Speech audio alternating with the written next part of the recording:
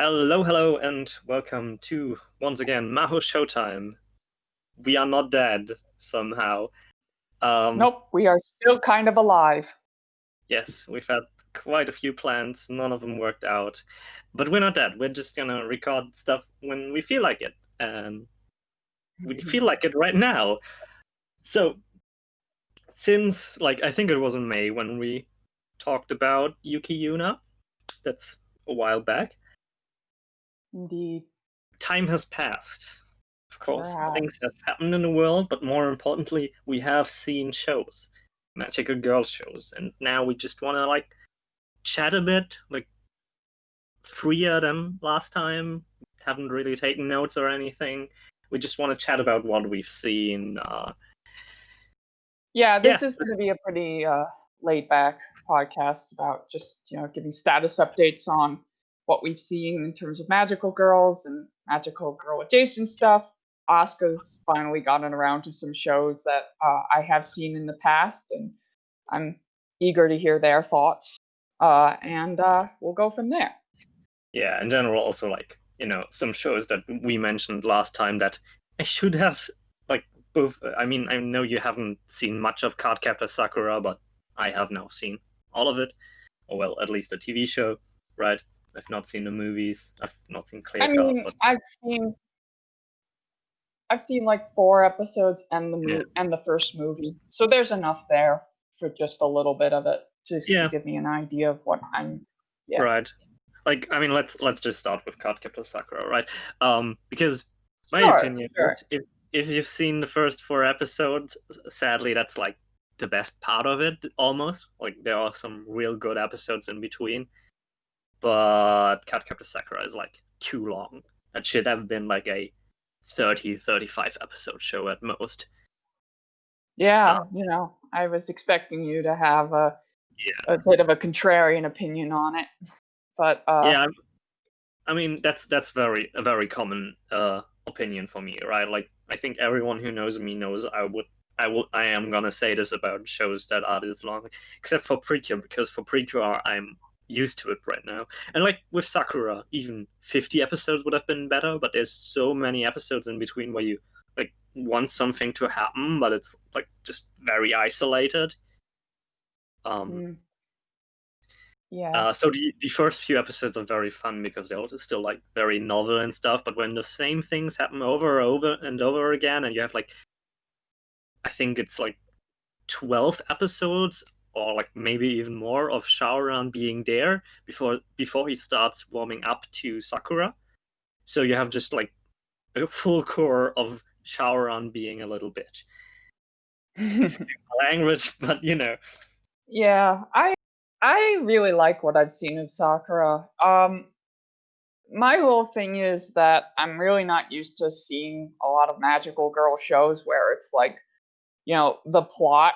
I mean, I'm used to the monster of the week stuff, but the reason that I feel like Sakura is so popular and so classic and seminal is because um it's just very laid back. I mean, she spends each episode um finding a new card that she has to kind of fight and in order to obtain, and it kind of goes that way for a while. And I'm sure there's other stuff that's thrown in, especially as she meets new allies like um Siar, cannot say his name, it's Shaoran. It's Shaoran, just and yeah, I can never say his name. Shaoran and Mei Ling, who is anime original apparently. really. And of course, yeah, that's what I was told. And then Tomoyo, of course, who is easily my favorite. She gets some spotlight, Mm. mostly with her adorable addresses. Um, so yeah, I don't have much to say about Cardcaptor Sakura, but I don't necessarily think that I'm going to have the same issue as you watching it, because I just kind of really like the format of it and what it does. I guess I'm just kind of like, I gotta kind of have to be in the mood for that. But what I saw like of the first 4 episodes, I really liked, and I could definitely see, especially with the fourth one, where the inspiration for Magical Girl Lyrical Nanoha came from, because episode 4 with the tree card and the overgrown tree with the jewel seed in Nanoha episode 3 were quite similar, actually. Pretty damn similar in terms of stakes and in terms of how they showed Sakura and Nanoha. They're very determined to save people, and that this magical girl thing may seem innocuous at first, but it's not all fun and games. Sometimes things get really serious, and it becomes a matter of not just solving problems, but also saving lives. So yeah, I in the first movie, I don't actually see a lot of love for it. I thought it was cute. I could kind of see why some people wouldn't really care for the plot of it. With the whole, misunderstanding of how Clow Reed left this lady alone for years and years, and she waited for him, and he never came back because he died or something. And then, she's like going on a rampage, and suddenly she's targeting Sakura. But I don't know. I thought it was a fun film that encapsulated what I think is great about the series. I know the second film is like probably way better, so I do look forward to that. And I also really like the atmosphere that it built too. It's just a fun watch, and I definitely am eager to see more of the episodes. I think the only thing that I'm really gonna kind of get a little antsy about with Sakura is something I kind of don't want to mention right now, but it's definitely related to how the series handles the whole love triangle between Sakura and Shaoran and Tomoyo. I don't want to judge it based on that because it feels kind of petty, but I do worry that even if it's like well done, I'll still have trouble enjoying the way that dynamic plays out. But we'll see in the future. Yeah, I mean, like as I said, the first few episodes are definitely super fun. And interestingly, because lots of, like, it is very episodic, right? As we said, especially in the first half, it's very much, or in the first 45 episodes, I think, it's very much Sakura has to find a card and has to come up with a way to stop the card, and then she gets the card, and she's gonna use it in like the next one of the following episodes. That sounds great to me, I guess. Yeah, interestingly, by far the best episode is one of the very few episodes that does not have a card. It is episode 16, if I remember correctly, where Sakura and her family go on a vacation trip, and Sakura just like goes on a walk, and she befriends this old man who lives there, and I think it's a very nice episode, and I'm not going to talk about like the rest because stuff does happen in a way, but it is an immensely good episode. And the old man returns later, and it is yet another extremely good episode. So I'm very glad about that. And interestingly, also episode 25. That's one that I've heard many people be like very excited about when I was watching an episode every day. It's one where Sakura meets there's a card, the mirror card, which copies Sakura, and then as an imitation of Sakura starts causing trouble around the town, and everyone thinks it's Sakura. So Sakura has to stop like evil Sakura.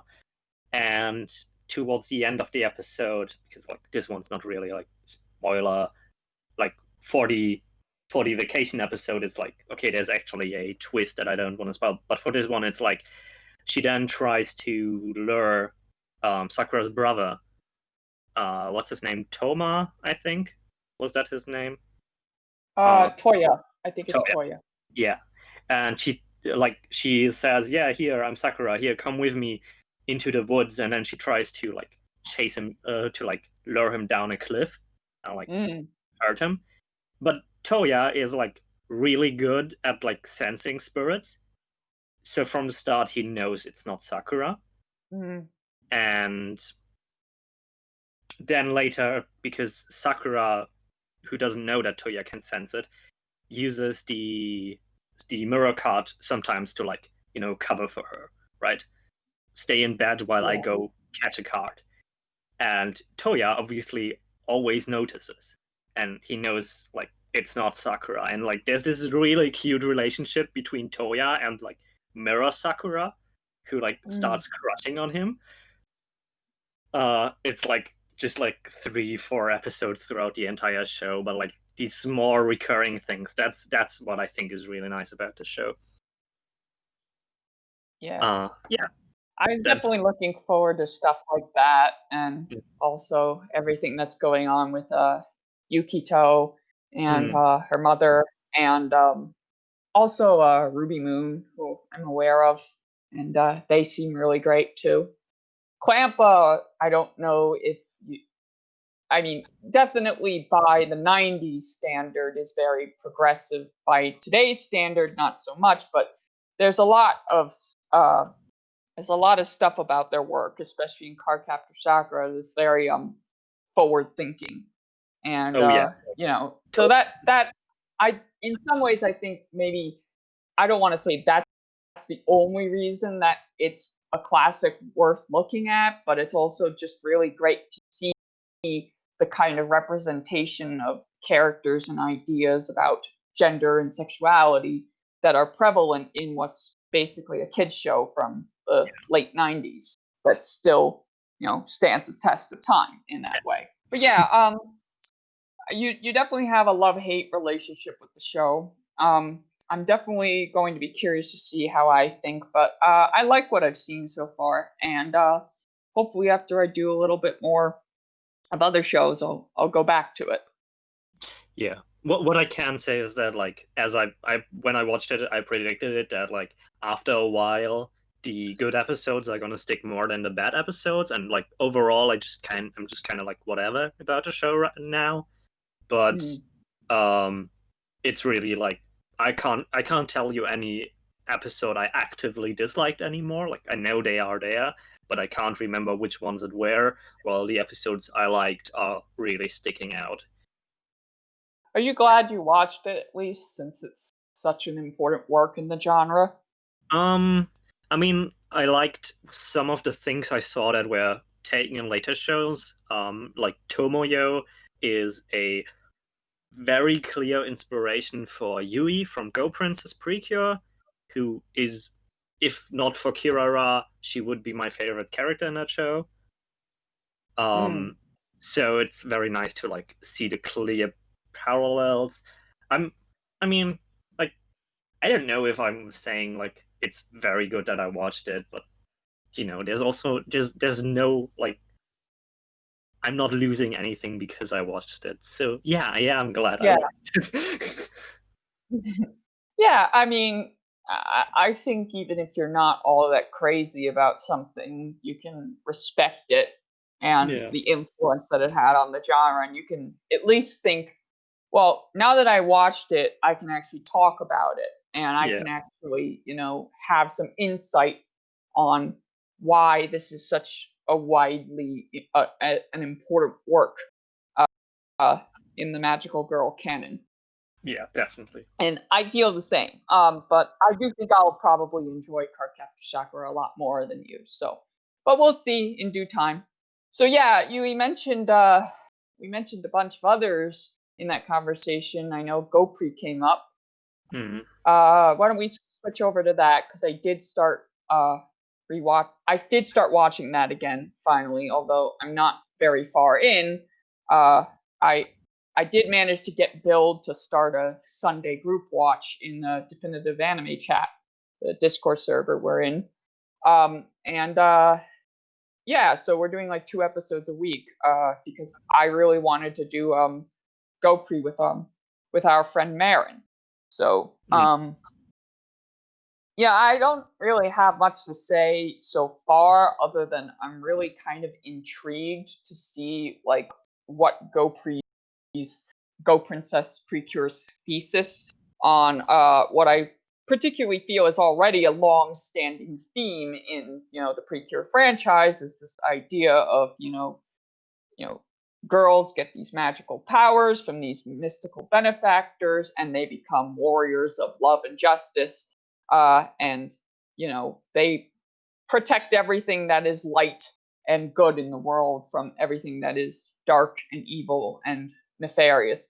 And so the term that I was using to describe that was weaponized femininity, which is basically what you could argue is what a majority of the magical girl genre really represents. But I think it's particularly interesting to see Precure that's themed around the idea of femininity as empowerment, in terms of how we have like girls who want to be princesses, but who are also warriors of love and justice that protect the light from the darkness. And well, all I can really say on that so far is that I love this cast so far. I've only met like 3 of them, but I think Haruka is a great protagonist. I'm really on board with seeing more of her. I very much love how her catchphrase is literally Mankai, or full bloom.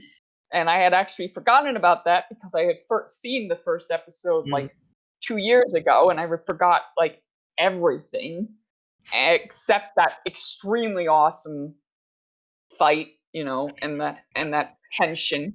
I mean, you had Shingo Fuji on one of the cuts, and then there was another guy another animator whose name I cannot remember for the life of me right now. Shida was on the bank henshin, so that's not who I'm thinking of.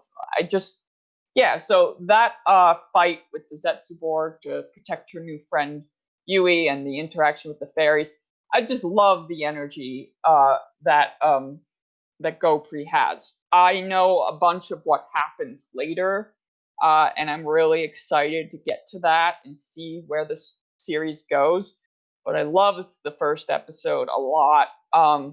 Second episode was also great, very funny. Minami, who is very appropriately Toei can't pull the wolves over my eyes, but her name is Kaido Minami. She's the student council president.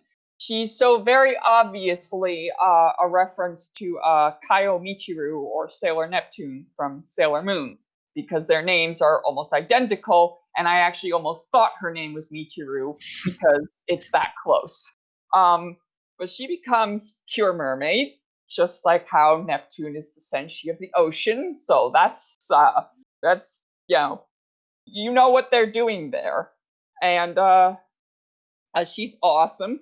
She's a very good senpai and mentor to Haruka. She channels her energies towards the right place, helps teach her how to do ballet and a lot of other stuff, and then they get to fight together, and that's great. I remember I didn't see the 3rd episode. I'm probably going to watch, but that was shown in the group watch on Sunday, so I'm probably going to watch that on my own. But I do remember that I saw the 4th episode where Kirara appears. And I'm going to let Asuka talk about Kirara, because Kirara is like, their favorite cure as far as I know. I mean, like, GoPre is my favorite Precure, right? And by that metric, GoPre is my favorite Mahou Shoujo, I suppose. Like, let me think about it. I think, like, well, Vivid Red Operation might be about on the same level, though that also is just, like, kind of the novelty factor, right? Nobody has Vivid Red Operation on their favorites list, so it's my favorite.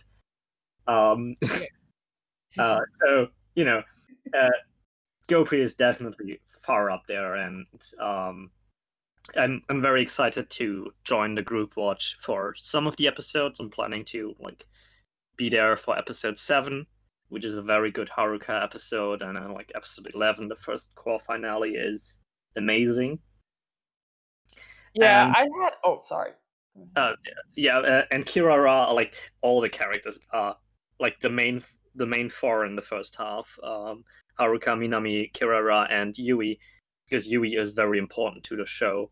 They are all so good that if Kirara wasn't the star that my planet orbits around, right, she's the star in the center of my universe, which is a thing I like to say exclusively for Kyo Twinkle, Kirara, and Hotemiya Ichigo, who is also a star, right? The Aikatsu, the original Aikatsu protagonist. Minami has one of the highest like curves in terms of where she's at the beginning, because she's like, she's kind of neat, and then in the end she is amazing. Purely like, if not just because she stands a character called Asuka, voiced by Maya Sakamoto, and I relate. She gets some really good episodes later on, and Haruka is probably the best protagonist Precure has seen, if not just because, as you mentioned, the weaponized femininity, which is obviously the theme in Precure, right? We always have like girls fighting with love and friendship, which are quote unquote feminine traits. But in GoPre, it's a bit more like we have dreams, as you know, other shows have as well. Yes, 5 comes to mind. Hakuto has a bit of that, but with the dream of being a princess, like, you know, that's as feminine as it gets, and they punch. And I've been yeah, I love that. I've been also curious because while well, before I get to that, I just wanted to mention GoPre is like definitely the most intriguing Precure to me to watch at this point, because while I do absolutely love what I've seen of Heartcatch and Star Twinkle, I've just kind of been stalling on them. I don't know if it's because this year has just not been a great watching year for me overall, but I don't know. It's just like I guess what I know about them just doesn't interest me as much or give me enough to look forward to that I would want to like prioritize them because I got the furthest in them, even though they're both like really good in my opinion. But GoPre is the one that I wanted to like have an excuse to restart, and it's also one that a lot of people I know like. So I felt kind of bad watching it on my own, which is why we restarted this group watch in like a completely different scenario than when I last tried to watch it. So this time, I'm really eager to see it through all the way and to really experience it, because I think it's definitely going to have like the most of what I want to see in Precure for it. I mean, obviously, I need to like meter my expectations, but I feel like what I really want out of the franchise is definitely going to come from GoPre, as an example. And on that note, I must say another reason that GoPre appeals to me is because while there are other seasons that I've seen bits of or read bits about that do have this kind of similarity, GoPre in particular, I've been very curious about, its main thesis about becoming a princess as well as a warrior of justice at the same time. And I have been curious to see how that reflects on, because the aesthetic of GoPre very much reminds me of Sailor Moon Supers thematically as well, and of course Revolutionary Girl Utena, which Asuka has recently watched, so we'll get into that for a little bit. But it's mainly I'm just curious because Utena at one point was like my favorite anime. I'm not sure about favorite magical girl anime because I do think it counts, but I have trouble classifying it that way, in a clear-cut manner. And I ultimately feel like GoPre is going to have a different thesis than Utena did on the concept of being a princess, but also, being a person who does the right thing to use their powers to help other people, not just for their own personal gain, but because they're a knight in shining armor or a warrior of love and justice. So yeah, but overall, I am very eager to see where GoPre goes. I know a bit of what happens later, Yes. So I was saying I was comparing GoPri and Utena, but I was trying to have like the expectations that I'd be curious to see if GoPri says anything similar to it. But I'm still going to treat it as its own thing with its own equally valid take on similar aesthetics and themes. Yeah, I don't think they are that similar in the end. Like, I understand where you like draw the connection from, even not just because of like the academy in GoPri, just like it feels kind of Utena-ish, right?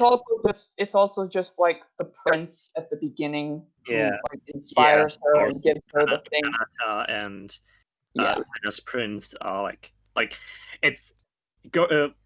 That's another very good thing about GoPri, right? Like the director Yuta Tanaka, who has basically only done Precure so far. I think Yeah. actually only Precure. If he ever leaves Precure, we'll have one of the best anime directors of like all time on our hands, like for anime in general, because he's so good. And he is what he also did though was in Dokidoki Precure. He has an episode where Cure Diamond, I don't know if it's his thing, but she does say diamonds are unbreakable. Or in the Japanese original, diamond is not crash. Yeah, so I don't That's know if that beautiful. is just like, translator had some fun, writer had some fun. I don't know, but it just like Yuta Tanaka has this like anime lover energy, right? Like someone who is really into Sakuga and like big fan Yeah. of all these big names.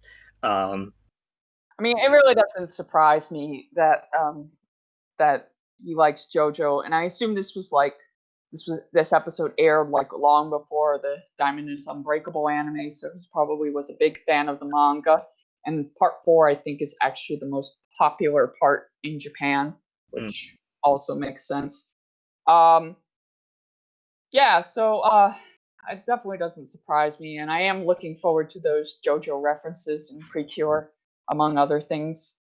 So, actually, on that note, I was wondering if you'd just divert over to Utena or Doki Doki, or actually wanted to mention that thing about another sort of Diamond is Unbreakable reference that I recently saw in a magical girl adjacent type context. I don't know which way we want to go on that. I'd probably leave the adjacent things for afterwards. Like let's talk about the actual magical girl shows we Sure, have sure, sure. first. Okay, so Or, yeah.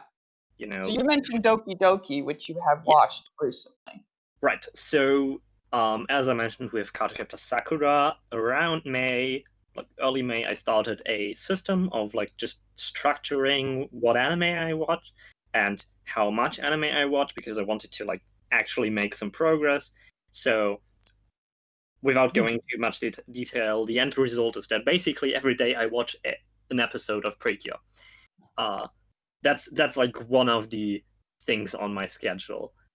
Between seasons, there's sometimes like a short show that I watch something else just as like a palate cleanser or something. But due to this, I have seen I think 5 seasons this year. Wow. Which is first of all Mahou Tsukai Precure, which I watched with a friend. Yes, Precure 5 GoGo. I just finished Yes 5 last year, end of last year. And HappinessCharge Precure I watched with Marin, who you mentioned, who has like is the person you instigated the GoPre group watch with. Together we watched Happiness Charge. Yes. And then I started doing the schedule in which I watched Futari Precure Splash Star, Dokidoki Precure, and I'm halfway through Star Twinkle. And I don't think I've forgotten anything. Nah, yeah, because Yeah. I remember you doing that all year, and I've been kind of unable to do the same, but also I think, watching 5 seasons of Precure in half a year might be a little It's crazy. I yeah, mean, it's like I'm well on my way to finish all of Precure if I want to. I'm still not sure if I'm interested in especially Healing Good, which I have some issues with just in general. Yeah, But because I remember you saying that you were like pretty much done with the series after, I want to say you said yes, it was after Yes 5, and then suddenly I saw you watch Dokidoki or something. it was well after Yes 5, right? It was after Yes 5 GoGo, which was very disappointing. I had the group watch with HappinessCharge, and then I was like, okay, none of these leftover shows interest me. Like, right? I had seen about a core of Star Twinkle. I had seen about 20 episodes of Sweet. And I was more or less watching Healing Good, though I've dropped that now by episode 18, I think, because I just don't like it. And after about a week or two, I noticed I really miss watching Precure, like especially with Cardcaptor Sakura, right? Like this 70 episode where I didn't really watch Precure, and I was like, okay, I'm gonna give another one a try, and like I let a poll decide. The poll decided on Splash Star, which surprised me very much. And while Splash Star was definitely not one of the best, I think it's like my second or third least favorite from what I watched. At the bottom being Hakuto, then either Splice Star or Mahou Tsukai, which are both, they have some good episodes, they have some good girls, but like, they are not what I want from my Precure. Yeah, and I was really surprised when you liked Happiness Charge, because other than the Yamauchi episode and Konshiaki on the movie, and I think episode 24 was hers as well, and this one other character who has a pretty unsavory appeal that I won't go into here, but you probably know what I'm talking about. I don't ever really see anything good said about Hatcha, so I was surprised when you actually quite enjoyed it. I'm not sure if that was because Nagamine the director of Heartcatch Nagamine Tatsuya, that he worked on Hapcha as well, or do you just think that the fandom is just sometimes wrong about which seasons are good and which seasons are bad? I've back in like 2016 when I started asking people which Gundam I should watch, I've learned that never trust fandoms on terms like this. Same goes for a Precure. Ask your friends. Do not trust the general opinion. Because Yeah. Hapchar is really fun. It's very laid back. You have some episodes where it's really just, which I think is the appeal of Yes 5. It's mostly just one of the girls does something, everyone is interested in what she does and like follows her. And Hapchar has that same energy where it's just like talking around. One of my assumptions, though, I don't want to accuse anyone of unjustly hating it for it, but there's a very important male character who is very clearly shipped with the main girl, right? There is a Yeah. very clear relationship between those two. And I know enough people who like their Precure gay, which is fine. I'm not accusing anyone of simply disliking it because of this, but it had some energy of that. Like I could imagine, there's a less good romance because the protagonist also crushes on God, who is like, this middle-aged, not quite middle-aged, but right, what's he depicted as at like 30, 35 maybe, like somewhere around his 30s, which is okay, not quite something that has to be depicted, right? Like the age gap relationship with that clear power imbalance, that's very troublesome. The mid-season cure isn't very interesting. Oh, well, I have just been told that Hapcha starts out really strong, but in the second half it just sort of becomes kind of a mess. But it's still like the anniversary season, so it does try some things that really interest me. I think I mentioned a while back I did watch all of the Precure pilots about 2 years ago when I first started watching the series properly, and Hapcha was probably the one that I cannot remember it this at this moment, but I remember being kind of surprised at how much I actually enjoyed what at least the first episode presented about the series. I thought that the concept of it was pretty interesting overall, honestly, in a way that I wasn't expecting from the way that people had been talking about that series from all the osmosis I had absorbed about the franchise in each season over the years before I actually started getting into it myself.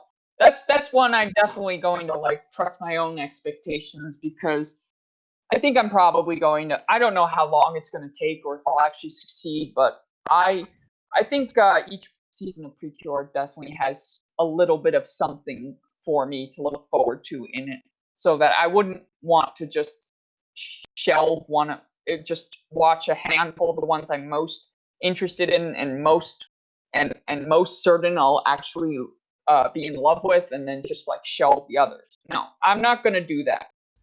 First of all, interestingly about HappinessCharge, I think it gets better in the second half.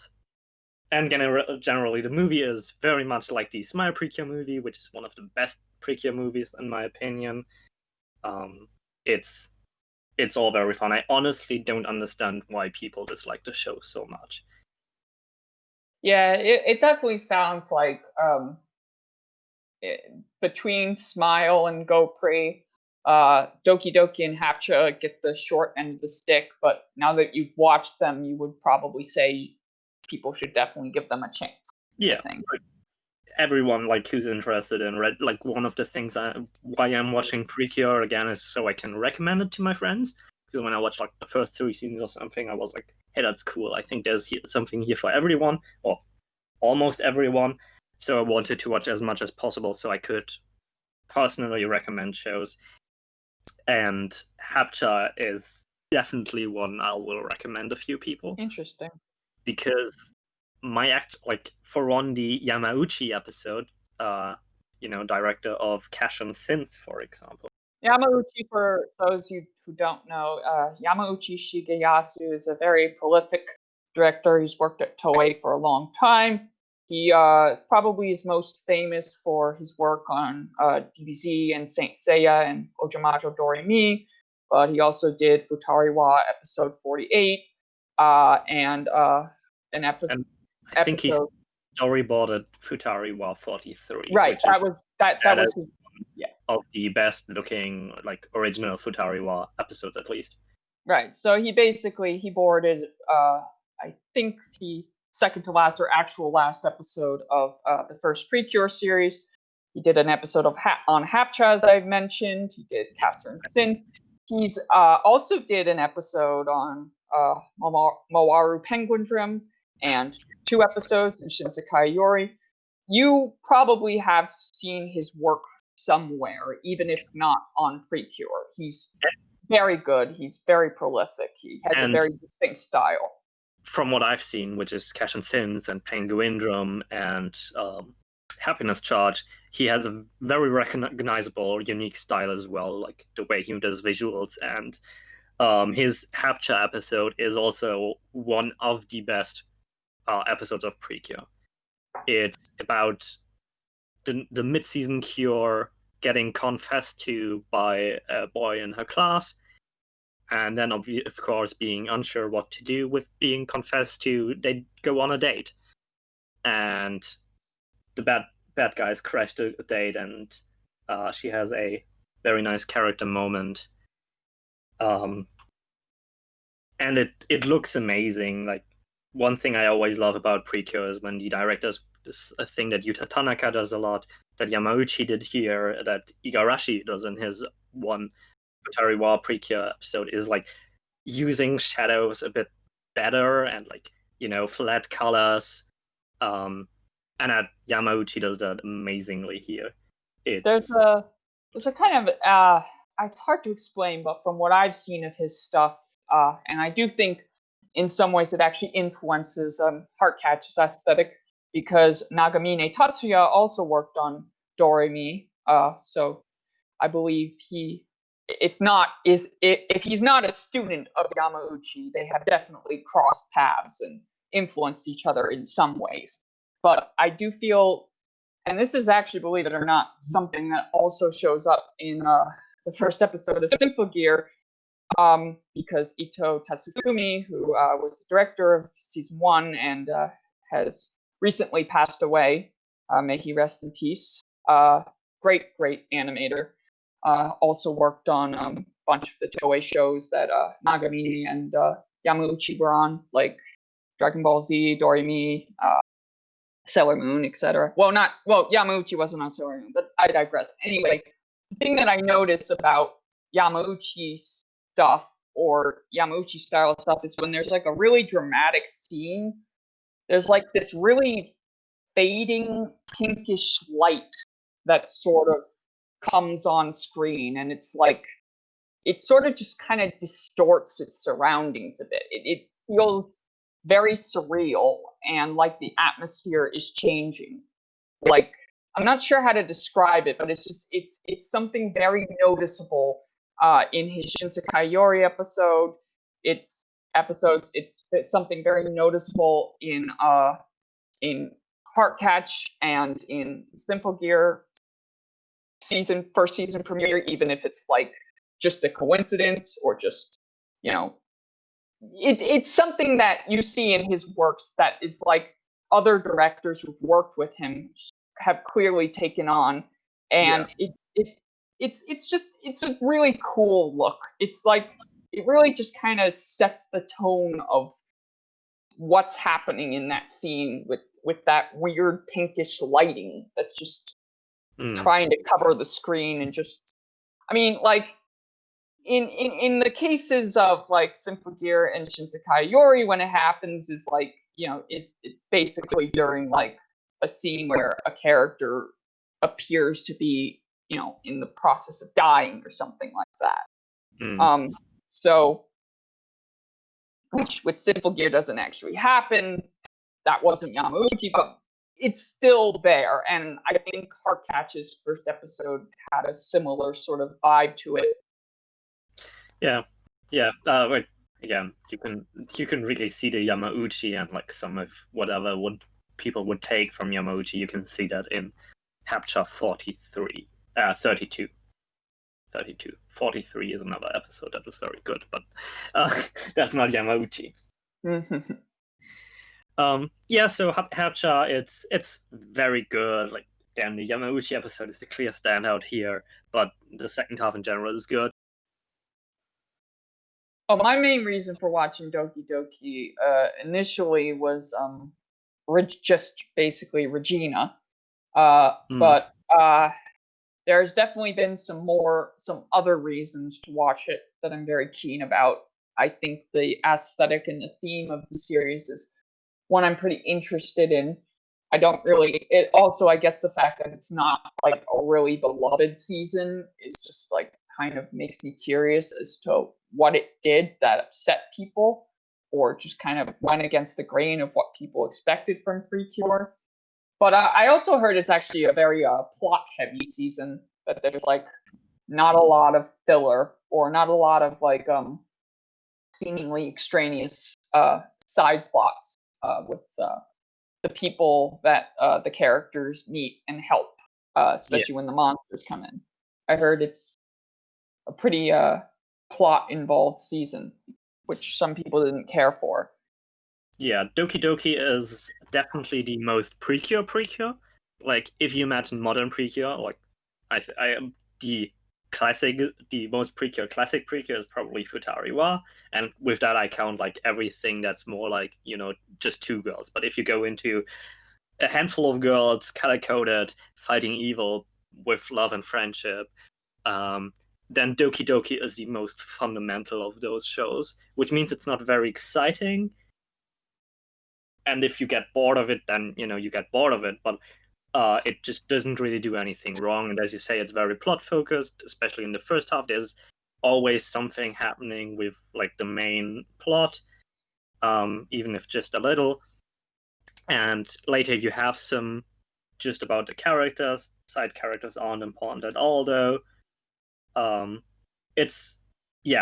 I understand if people find it boring, but I don't understand if someone were to actively dislike it, like what it does, because it's just basic. Yeah, it definitely seems like well, that's interesting actually, because when people talked about it, I assumed it wasn't because it was conventional that they disliked it, but because it was doing things that the franchise wasn't doing. But I'll find out one day, I guess. I'm definitely keen on that one. Yeah, it's not like you can say it's conventional, right? Like, because every Precure has something special about it, but Dokidoki strips that down to the fundamentals. So you can't say, oh, it's a classic magical girl show or like a classic magical girls like Sentai thing, right? That you can't say as much, but it just takes all the extraneous things from other Precure away. Like, say, Smile Precure, which has the fairy tale theme and like lots of humor, right? And if you take Smile Precure but you strip away those two aspects, then you get basically what Dokidoki only extends a little bit on. And you have the same with Kira Kira, right? If you like remove the theme of the sweets and then like boil down the characters all like a lot more, then you get Dokidoki. Or like the Yeah, base. mainly what I hear the problem with Dokidoki is a lot of people just don't like Mana at all, and they don't like what they would basically describe the show as this, like, in a way they think that the whole cast is just Mana's harem, and they just think that she's kind of just, I don't know, like, I don't like to use this word, but they literally just kind of regard her as a Mary Sue. So that's another reason I don't really trust the Precure fandom, because I think everything that people dislike about Mana is something that I'm probably going to like about her and about the show in general. Yeah. There are some things Mana has to learn and Mana has to do. Like, she's definitely not the disaster pink that many people like. And she's by far not the best Precure protagonist. But, again, everyone should experience as much Precure as they can without, like, getting tired of it. Yeah. Right, like, let's just, for time reasons, cut out the rest of the Precure, pretty much. Sure. Yeah. As I mentioned before, Yes 5 GoGo was disappointing because I really like Yes 5, and GoGo just added 50 new episodes to it. A few really good ones, but mostly like whatever. And let me quickly, what was else? Mahou Tsukai had some standard episodes, wasn't all too special otherwise. Like, except for the movie, felt very skippable for the most part. And Splash Star, old Precure, like again, what I like about Precure is that color-coded handful of color-coded girls fight evil with love and friendship. Splash Star isn't that as much because it's more like what I expect Futariwa to be, which is still the same, but less about this colorful cast of characters. And that's all the Precure. If anyone wants to hear more about this, either leave a comment. Either we can talk in the comments, or at some point we can talk about it on the podcast. Hit me up on Twitter.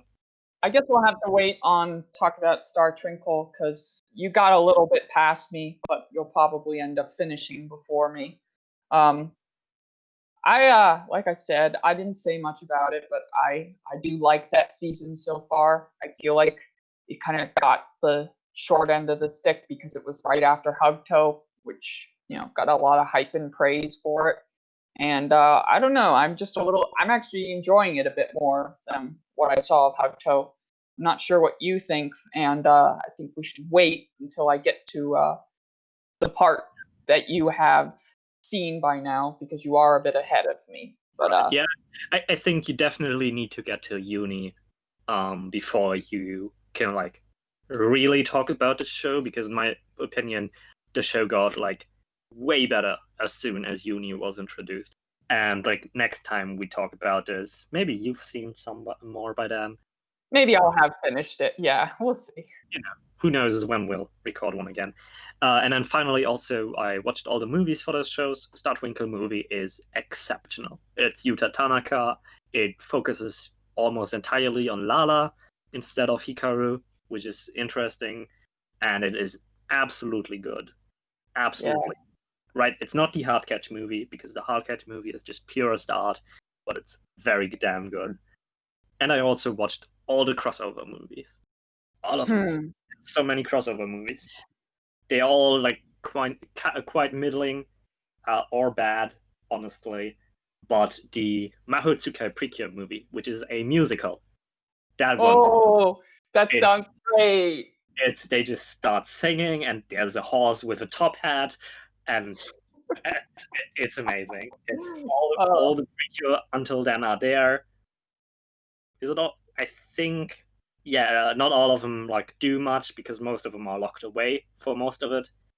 But even though they get like super good jokes and stuff, and even Kira yeah. Echo is there, who like some people might not even know because she's only in some of the crossover movies. She doesn't actually exist. Oof. It's so much fun. I can definitely recommend that one, even if you haven't seen like much Precure, because obviously you don't need to watch much Mahou Tsukai because it's set around like episode 6, 7, or 8. But it has this really good senpai relationship in like the new girls feel like they are too weak to save the world, and then they like get advice from the older Precure. It was very nice. Nice, nice. Yeah, Yeah, only crossover movie I'm really interested in right now is the Hugto yeah. film. That one's better. Like I didn't mention that one because I had already seen it before. But that one's the best crossover movie. The Hakuto Oh, movie, so good. Again, the yeah, senpai relationship is really good. There's like a serious plot that doesn't just center around mascots and stuff, which is one thing yeah. I don't like about some of the crossover movies. It's like, let's talk about the mascot characters more, and nobody wants to hear about the hacking mascot characters. No, they just want to see everyone, including Nagisa and Honoka, come back with the Yeah. Hugtos and turn into babies and deal with that. Yeah, that's not actually the crossover movie for Hakuto. Hakuto is interesting in that the actual movie for Hakuto is the movie with everyone where the girls are turned into babies. So that's not actually the crossover. Oh, That's also one of the best movies, but the actual crossover movie only had 3 seasons of Precure, so only Hakuto and Kira Kira and whatever was before Kira Kira. Was that GoPre? no, that was Mahou Sukai. Oh, yeah, exactly. Right. So only those 3 seasons are in the crossover movie, but it's really good for that.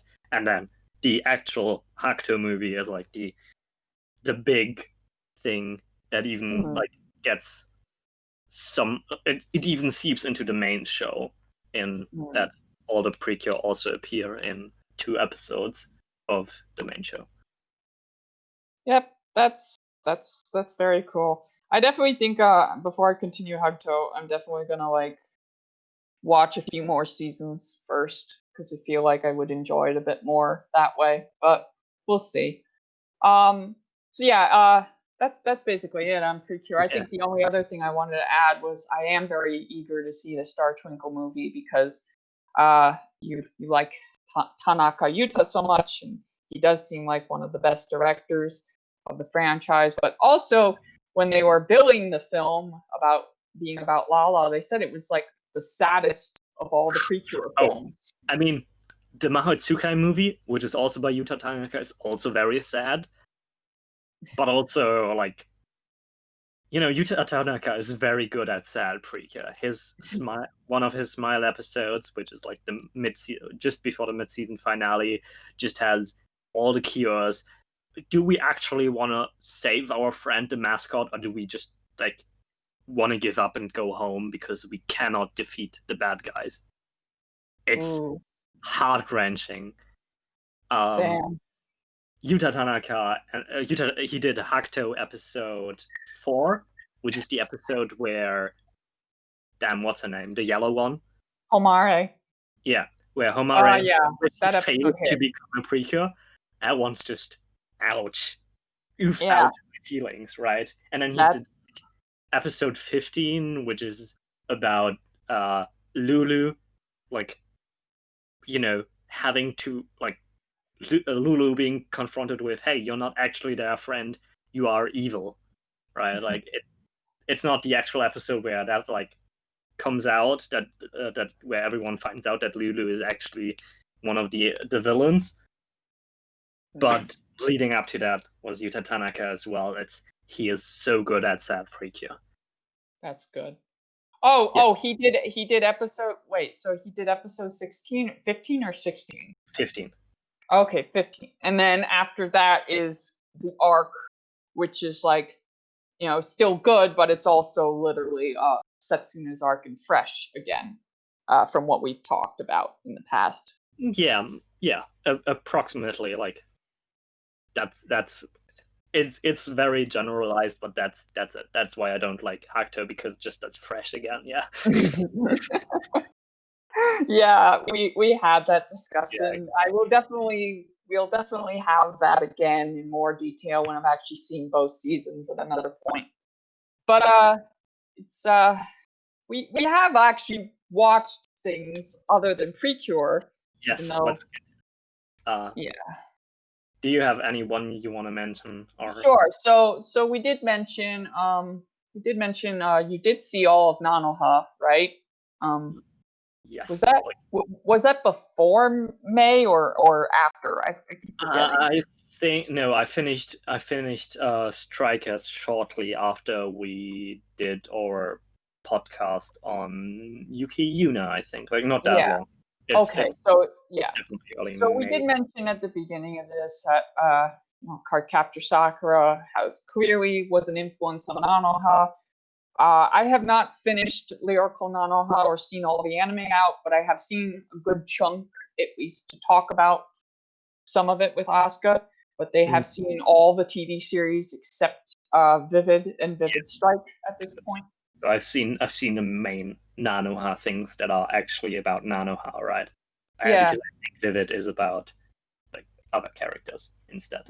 I think Nanoha is a pretty important benchmark in terms of how to make a magical girl show for adults that's still about kids. Yeah. I mean, it's very clear that it inspired Symphogear, right? Like, there's no question about that. And wasn't also like, was there some connection between staff? I'm not quite sure. Well, they're both shows with Nana Mizuki and King Records and Element's Garden. Oh, you mean Nano has more in common with Madoka because of Shinbo, who directed the first season, and the first episode of Nanoha is like, and the first episode of Madoka are like pretty much almost identical to each other, to be honest. Yeah, I must misremember something then, because I thought like the writer of Symphogear had like something to do with Nanoha. Oh yeah, he Kaneko Akifumi. He worked on the Gears of Destiny PSP game for the Nanoha franchise, which the Reflection and Detonation films are based off of loosely, from what I've been told. So, because the point I'm getting at is that Symphogear, I think especially early seasons of Symphogear are even more like, as you say, with Nanoha, Magical Girl for adults, right? You take away the whole love and friendship thing and replace it with love and punching, in a way, right? You still have some, but like Symphogear strips most of the outer shell away that Nanoha still has, because like especially the first two seasons where Nanoha and Fate are still children, are very much like, we're a magical girl show, but it's more serious inside, not by being like grim and evil and stuff, and everyone has a job in this and sucks, but like it's mature themes and they are approached like properly, right? I think the thing with Nanoha is overall it's rather slow paced and character driven, and it does like eventually get a lot more optimistic and a lot more upbeat, but at the beginning it's a bit laid back and it's a bit melancholic. And I think Symphogear is actually similar, but it's a lot faster paced, so some of the more dramatic moments feel a bit jarring with the rest of the show and like what's going on. I think I would say that Simple Gear G kind of fixes this in some ways, but it's still a pretty fast-paced show. The other connection between the two, other than Nana Mizuki and Kaneko, is the fact that Suzuki Masaki, who is the creator of Lyrical Nanoha, he was very heavily inspired by Wild Arms, which is the game series that Kaneko wrote back in the 90s, specifically Second Ignition, which both Nanoha and Simple Gear, they make a lot of reference to Wild Arms because of the heretical technology and that the world uses. But yeah, so I think Nanoha is very it's a magical girl show, but it's not that's for adults and it's got some mature themes, but I feel like it kind of sells the genre to an older audience in a way that's still like sincere and not trying to be anything like darker or edgier. It's just a little bit more intense and just a little bit more sad at depressing at times and melancholic is the word. And you can definitely see how that did influence Madoka Magica, because Madoka is a lot similar to Nanoha in its structure initially before it does its own thing. And I would still call it an ultimately idealistic narrative, even though it's kind of bleak and cynical during its run before it gets to its climax where all the hope comes back in. I feel like it's always there in Nanoha and Madoka, but it's more clear that there's still hope that things will turn out okay in Nanoha. And I think Simple Gear also follows that, but it's Nanoha is clearly the template for which modern magical girl shows are doing their thing, that aren't Precure are doing their thing. It's like it all started with Nanoha, and it basically, I wouldn't say Nanoha perfected it, but Nanoha definitely does things that Madoka and Simple Gear try to emulate, and it's mostly good, but it's also some mixed results. I mean, but it also depends on the viewer, I guess. Some people might prefer how Nanoha is structured and paced and its tonal balance more than Madoka and Simple Gears, and some might feel the opposite. I have not watched the second season, but I have seen the movie version, so I basically know the plot, even though there's a bit of difference there with them. Overall, some episodes and some subplots got cut from the movie, so it's a different thing. But I still like know the general idea of what happened, and wanted to know what Asuka thought about A's in particular.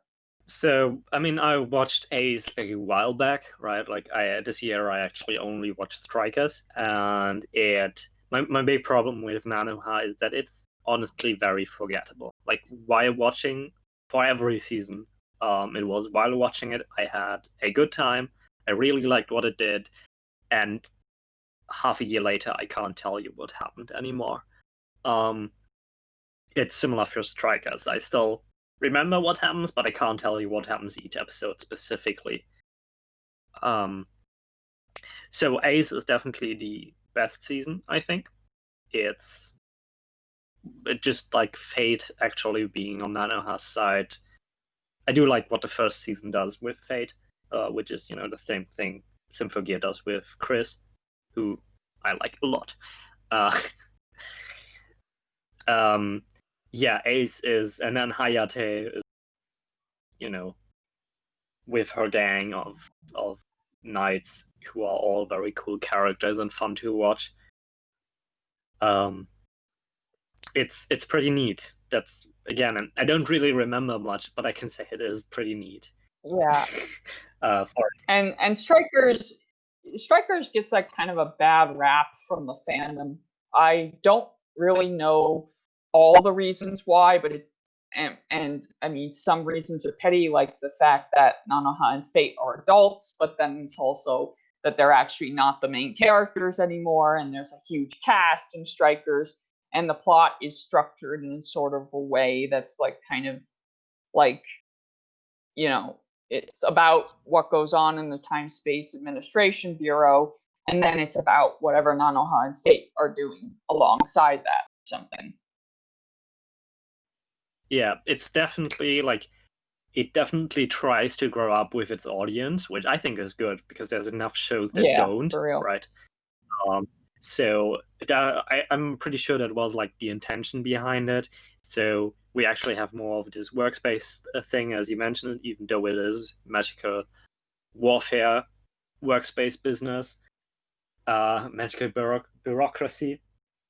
And it's not like Nanoha. Like Fate is kind of just like almost gone. She's just there to like care about the child to adopt. Um, well, she does a bit more, but like it's not like Nanoha especially is like a background character now. There's just more main characters in both Nanoha students, which I can't remember the names, but roller skates girls, gun girls, gun girl.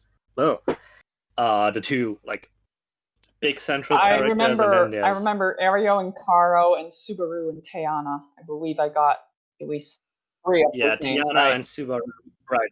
Yeah, Tiana and Subaru are Nanoha's students, quote unquote. They do train with the other two, and the other two who are way younger. They are like the age Nanoha and Fate were in the original show. They they are like children to Fate, which I think is very nice. Like, you know, it's like Nanoha with her teenage students is more like, yo, buddy, I'm your boss. Like, and with Fate is, I'm your boss, but also, please don't get hurt. I'm gonna worry when you go out. Yeah, I know that that's like the Fate, where family is obviously very important, right? Um, she she still loves her mom. Her mom did, right?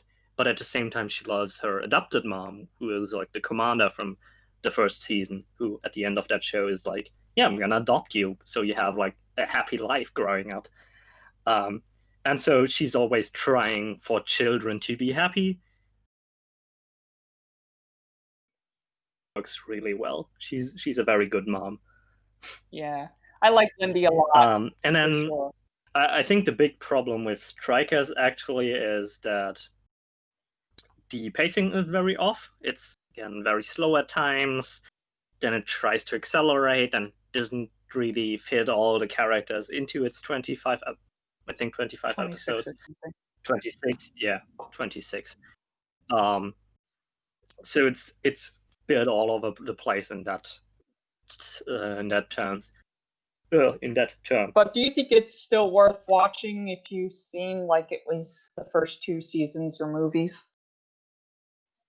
Yeah, I think you can't expect the same again with Nanoha and Fate growing up. It definitely grows into somewhat different show, but it's definitely still worth the Yeah, watch. Yeah. my whole thing with Nanoha is, I, had a friend who was really into the series. I mean, he still is, but he was into it, and I found out about it through him. He recommended the first 2 movies to me because I tried to watch the first season and I didn't.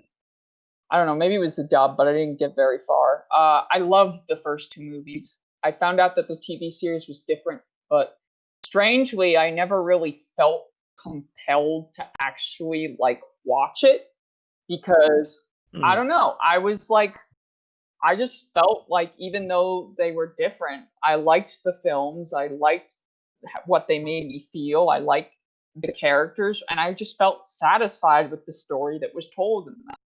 But I did eventually watch the first season, and finally finish it around the time that the Reflection film came out, and I saw it in theaters.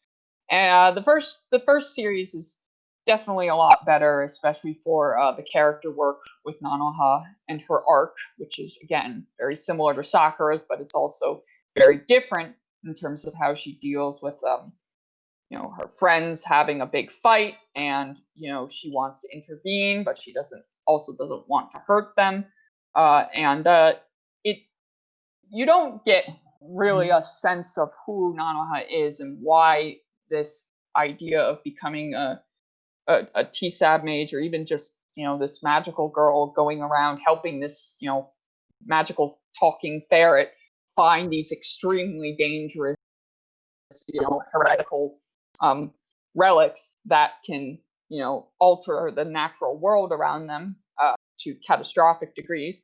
You don't really get a sense of who she is as a character and why she's doing all this, why she's getting involved in all this, and why she cares about helping Fate so much in the first movie. So I was definitely glad that I watched the first TV series finally all the way through. It was definitely, I wouldn't say it's more rewarding, because there are some things that it does better than the movie, and then there are things the movie adds that just simply aren't there. But it's definitely worth seeing both for a lot of reasons. I cannot comment on Second A's. Apparently, it's not the most beloved by at least the Western fandom, but A's is considered to be the best TV series. And I do want to get to it, because I did really love Second A's, and I am curious to see what's different. But I will admit that Nanoha is like something I love when I watch it, but I'm not actually all that crazy about keeping up with it or about seeing every version of it that's accessible. I don't know. I just not that attached to it, but I will eventually see A's and Strikers and probably the rest of the series. It's just, I don't know. I just kind of, the problem with me is when I started getting into Nanoha, there were so many other series that suddenly grabbed me. So, and Yuki Yuna and Simple Gear and Strike Witches were some of those. So Nanoha sort of went on the back burner after those hyperfixations came into my life. But it's still a great series, and it's still a very interesting exercise in how to make a magical girl show for adults. It's not too dark. That's very earnest about what it tries to do, and it still has all the themes of the magical girl genre, even if the aesthetic is somewhat different and somewhat more in tune with what you might expect from Gundam or JRPGs, for example, or Star Trek, for example. But it's pretty great. And yeah, so I will eventually see more of it, and we can discuss it further. But Nanoha is a good watch for what it is, even if I'm not that crazy on it. But with Strike Witches, which I enjoy a lot more, and Asuka finally watched that. Oh, this year, 2020, was the year of Strike Witches. Not just for me. I mean, there's like, the third season, Road to Berlin, came out, just finished up 2 days ago. No, one day ago by the time of recording. And I watched it all in 2020. And it's more the year of Macross, because I watched more Macross. But Strike Witches is great. Oh, what a great show. Yeah, if you can handle the fan service, same as with the Nanoha, it's just in Strike Witches, I think I'd say it's less egregious because they're a little older. Still, it might be a turnoff for some people. Strike Witches is just a really great show about an ensemble magical girl cast who basically, they fight aliens in an alternate World War II while wearing plane engines and using their magical powers. And it's basically a kaiju series in a sense. And all of the characters in it are, well, some of them are clearly more developed than others, but they all play off of each other really well, and they get adequate enough screen time that you can say they're all really great characters. But I'm a big fan of the series. Admittedly, I watched it all in like 2015, and then I watched Brave Witches when it aired. I did not watch the 4 Koma series, Butai Hashin Shimasu. I still want to get to that, especially since second season is coming and they're adding the Braid Witches. Road to Berlin, I love what I've seen of it, even though I fell behind, so I've only seen 4 episodes, but it's definitely what you would expect from the series after the movie. So it's more Strike Witches after all these years. It's very exciting, and for what it is, I think it's a great, fun show. And I'm glad Asuka finally watched it. In our first podcast, I mentioned Vivid Red being one of my favorite shows. I mentioned that before as well, like today as well. I still think Vivid Red, same director as Strike Witches, very similar show, is better because it's a bit more focused, right? It's obviously also more sci-fi, and has actual henshins, which I love. Strike Witches is a bit more open-ended in everything it does, right? If not just because like there are three seasons, it's a full franchise, right? There's like spin-offs everywhere. There's gonna be an Idol spin-off next year by the director of this season's Assault Lily Bouquet, which neither of us watched, and also Hokago no Pleiades, which we will eventually talk about. Shoji Saeki, who I have in the past several times referred to as a hack, not because I think he can't do his job, but because, I don't know, on paper I don't vibe with him, and then I watch his Strike Witches episodes and they are phenomenal. The first episode, like he does like he did one show in season 1 and 2, both being about Sanya and Ayla, the Russian girls on the team, and they are absolutely amazing. Lovely, especially the first one about Sanya, this very quiet scout girl who has just like very good sensory abilities. She's basically a radar for the crew. Who like is nostalgic about home and her family, because not only are they stationed in like Britain, but all of mainland Europe is under enemy control, right? Like she can't go home, but she thinks about it, and like a lot of the episode is set at night, and it's very nice. Saeki is a very good episode director. He's done a lot of Gainax shows. One of his probably his most famous work outside of like, Mahoromatic, for example, is Tengen Toppa Gurren Lagann, episode 21, about Yoko as a school teacher when she's away from the rest of Daiguren and the conflict with the anti-spirals and what's going on there. His episodes, it's weird. His shows don't tend to be like the most like lauded, and they can be kind of unfocused and sort of like tonally off. But he does some really good, like dramatic, holistic, character-centric episodes in like series he works on, whether he's the director or not. And it's really weird because the Strike Witches, is some of his most iconic work is in the Ayla and Sanya episodes and the Jet Striker episode with Barkhorn that he did.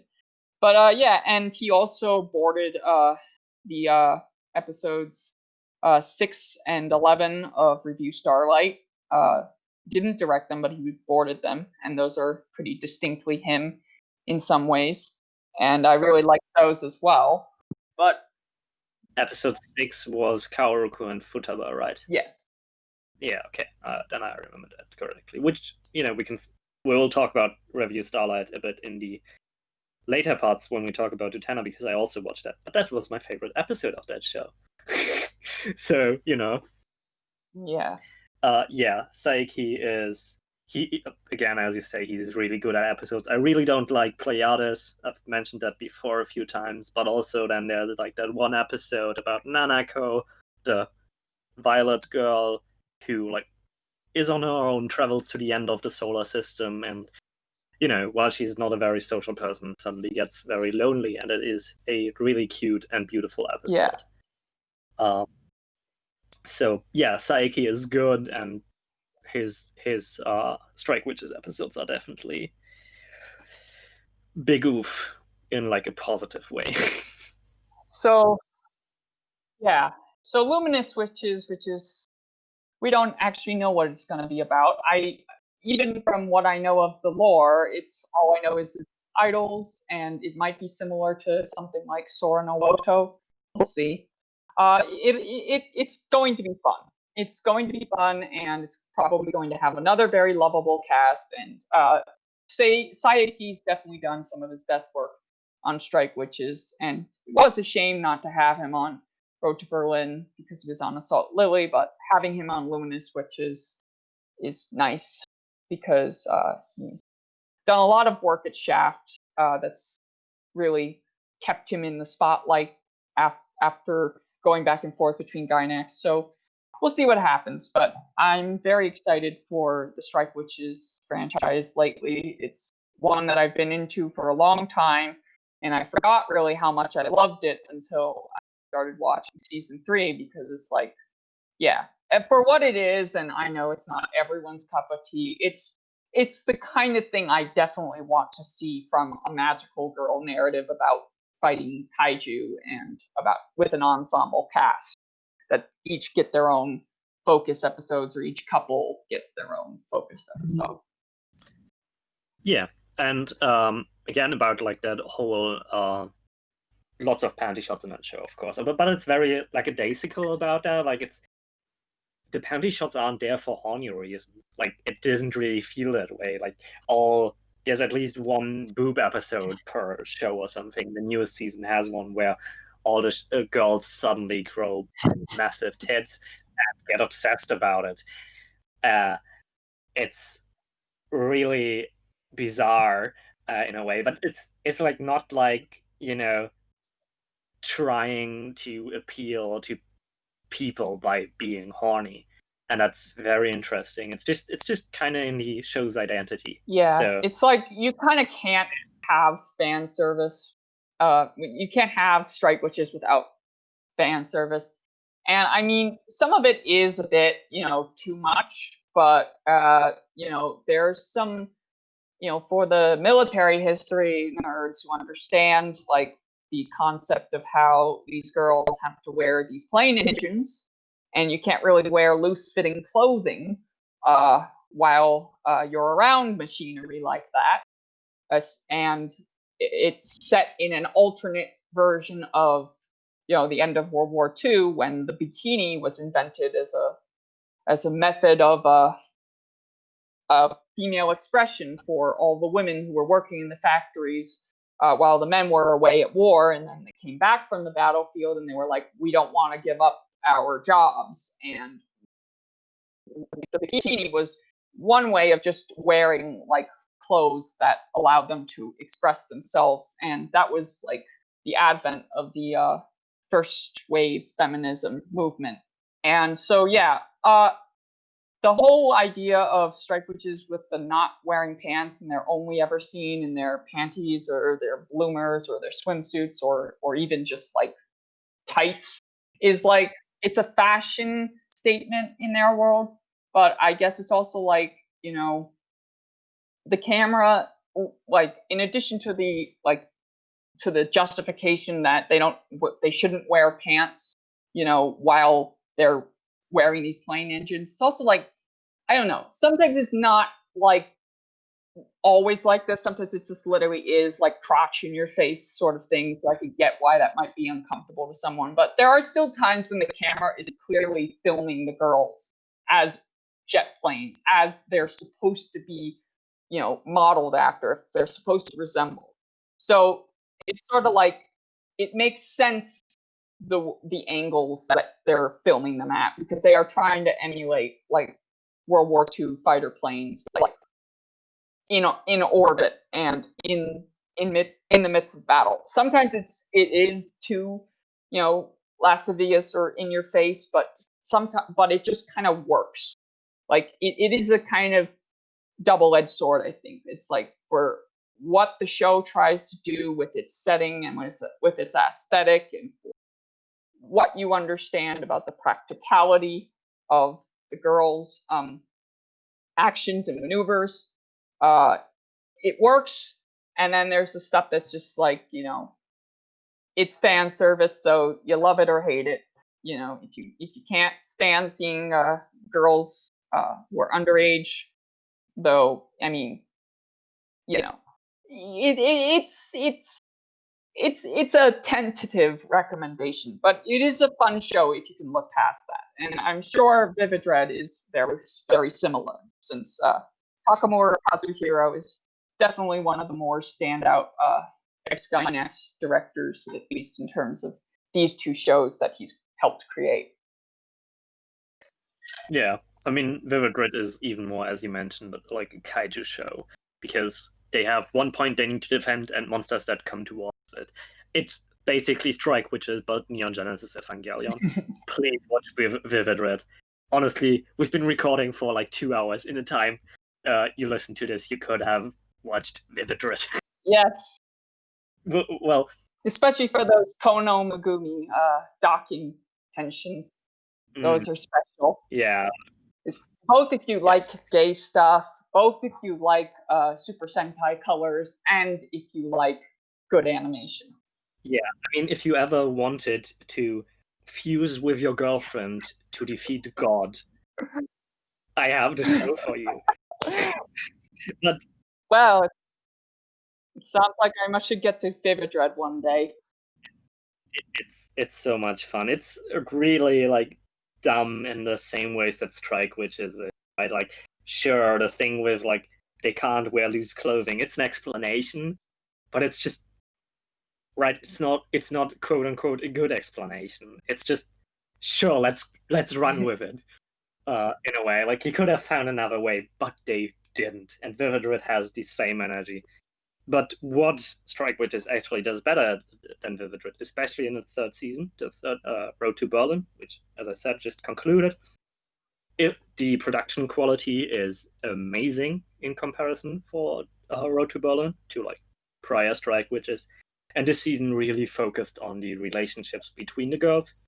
There's always like one episode for each pairing, right? And Shirley and the Menace, as I like to call her, Lucini. Lucini is voiced by Saito Chiwa, who is man, like those background noises are just a lot. I mean, you might think, oh, that doesn't sound like her. That doesn't sound like Sanjogahara Itagi. That doesn't sound like Nakajima Subaru from Nanoha Strikers. That doesn't sound like, but then you could watch Prisma Ilya like we do, and you'd be like, Chloe is like, yeah, that's her. That's definitely Saito Chiwa. And I just love those noises that she makes. They're just so ridiculous. The most important thing about Saito Chiwa is, after all, that she is an excellent voice actress, as she herself says in Bakemonogatari. So those two get like one of the best episodes for like the entire show, right? Really going down on their relationship as people who have traveled the world together. They were stationed in Africa. They were always together especially after losing their family, having no place to be. Shirley having her dream of holding or breaking world records in terms of speed. Sound. Because she wanted to break the sound barrier. Yeah, right. Like because that's like what the pilot she's modeled after did or something. Eager broke the speed. This broke the sound barrier. Right. So yeah. So she's like the mechanic, and Lucini, who has like she doesn't do anything except sleep and grow boobs, but she's like super supportive of Shirley and always wants to help out. And you really have this sister relationship there, like just people who have a deep love for each other and are like family. That just really worked out in that episode. Yeah, that was the last episode of Road to Berlin I saw. But Lucini, I'm not a huge fan of her, even though like she's a great character in the cast of everyone's a great character. But her episode in season 2, where she which is sort of a Roman holiday style thing where she helps where she goes around town with this duchess, and they have a really cute date and a really cute relationship that emulates classic movies, like about touring Italy and having those romantic encounters. That episode was really great. And her episode where we really see more of her relationship with Shirley and how supportive she is of her, and how sometimes she doesn't always do the right things trying to help Shirley, so things can get a little dicey, but they always make up in the end, and it's very heartwarming. That episode was great. Much like the Operation Victory Arrow episode about them, they are just a really great dynamic where even if you're not crazy about both characters, they just play off of each other so well that it makes the narrative around them very compelling. And I think the strength of Stripe Witches is that you feel this way for all of the characters sooner rather than later. Like in the same way, Barkhorn and Erika, Trude and Erika, two of the German characters, also get an episode that has like the same energy. I'm like, actually they are like probably my least favorite of like individually of the entire bunch, but that episode, their relationship is great. Oh yeah, I still need to see that episode because they are my favorites, and I am so glad they finally got their own spotlight episode. That is something I had been wanting for so long, so I can't wait. Yeah, I love this show. I love the characters. I love the dynamics. I'm so glad Asuka finally watched it because even with its caveats, I think it's a great magical girl series and it's just a very fun anime for what it is. I'm very excited to watch Brave Witches next year. I'll have things to say about it, but I also feel like I need to give it a rewatch to give it its due because it's got some good stuff in it. I just wasn't that crazy about it, but I'll be interested in seeing what you think. And hopefully around that time, we'll have both watched maybe the 4 Coma shorts and see how those go. But yeah, Witch's love is alive and well, as they used to say, and I couldn't be happier. There's some other stuff we didn't get to talk about, but we can save that for next time. Because we've already done a long time. So yeah, that's Mahou Showtime for 2020. We have watched some magical girl shows here and there, enough to do like 3 hour plus, almost 2 hour podcasts. I think we've done pretty well. We'll do much better because hopefully 2021 will be a better, more productive, more fun year for both of us. I'm here with our host, Asuka, who's always happy to be here. Yes. And this is Barty, Majo Yushagia on Twitter. I changed my account. And we'll see all you magical girl Mahou Shoujo fans in 2021. Thank you so much for sticking with us for all this time. We're not dead yet. All right. Yes. Thank you very much for listening, and bye-bye. Good night.